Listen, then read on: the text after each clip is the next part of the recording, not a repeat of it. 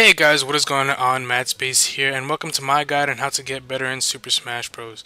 I wanted to make this video because Super Smash Bros. For the Wii U is still a relatively new game, and with a new game comes new players. So I want to help out the new players as well as current players to hone their skills. So without further delay, here are my 10 tips on how to get better at Super Smash Bros. Tip number 1. Find a main character.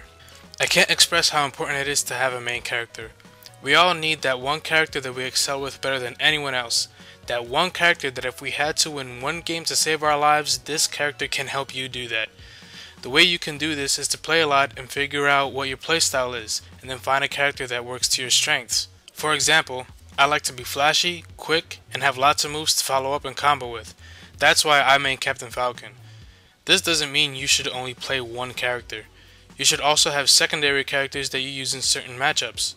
For me, facing off against characters that are small and short, like Pikachu or Olimar, and also characters that can spam projectiles, like Link and Rob, are tough matchups. So sometimes I'll go with Kirby against other small characters, and Fox or Falco so I can reflect projectiles, while also having a projectile of my own. Find which other characters best suit you for certain situations. Tip number 2. Move. Don't roll.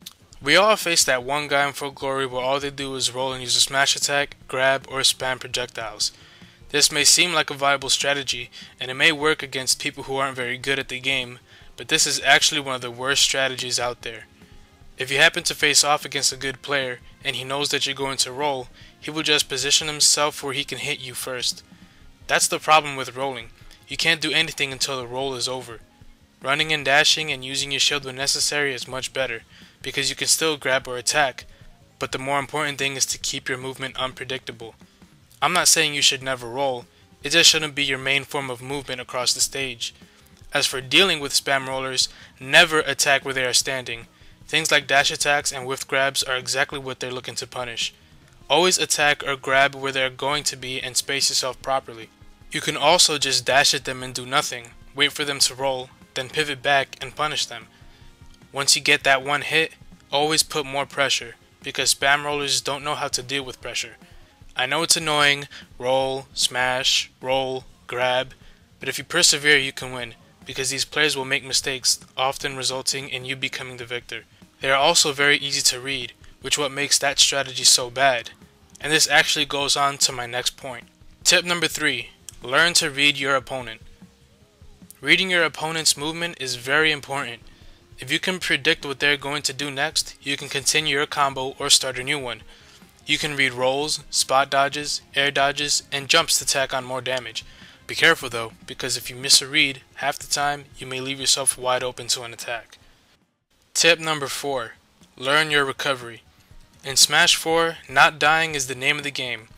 With the new Rage Mode mechanic, where the higher your percentage is, the more power and knockback you have, if you can stay alive, you can tack on huge damage. That's why recovery is so important.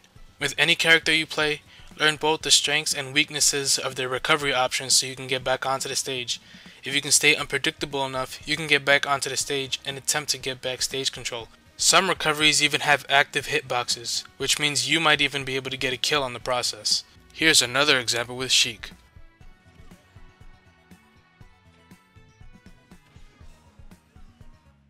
Tip number 5. Learn to DI. Another thing you need to learn to stay alive is DI.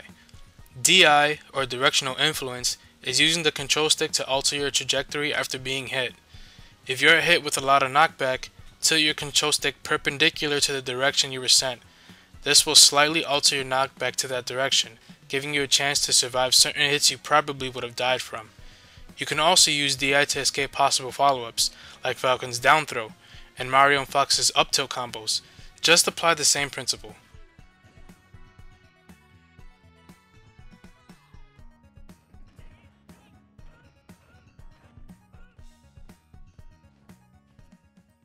Tip number 6. Practice your follow-ups. Every character has their own unique moveset. Head into practice mode and see what moves combo into each other. Most characters have follow-ups you can do out of dash attacks or grabs.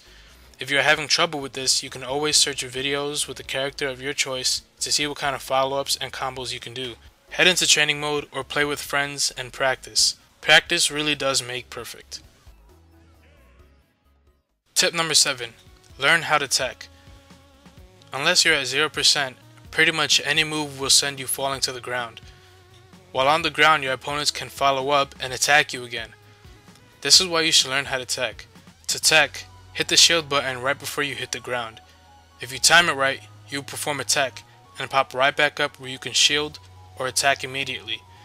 You can also tech roll, which is pretty much the same thing, except you hold the control stick while you press the shield button. You can also tech the wall in order to avoid getting stage spiked. Tip number 8. Edge guarding. You don't always have to rely on smash attacks to get you kills. You can get kills really early if you edge guard your opponent. Even if you aren't too comfortable going off the stage, you can attack your opponent when they jump or do a normal getup from the ledge. Always try to take advantage and capitalize when you are in the advantage position.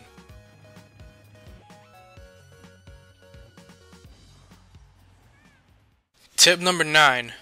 Work on your punish game. Sometimes a player can be pressured into doing something that's unsafe and give them a lot of landing lag or makes them predictable. When this happens, you must attack and take advantage of the situation. You can tack on a lot of percent, and if you play it right, you can get a kill off of just 1 or 2 punishes in a row. This also goes for yourself. Don't try to do too many unsafe attacks, because your opponent can punish you for it. Use the moves that are fit for the situation, so that, even if you miss, your opponent does not have a lot of time to punish you. Tip number 10. Defense. As the legendary Isaiah put it, don't get hit. There are also a lot of defensive options in Smash 4 to get out of tough situations. One thing you can do is roll.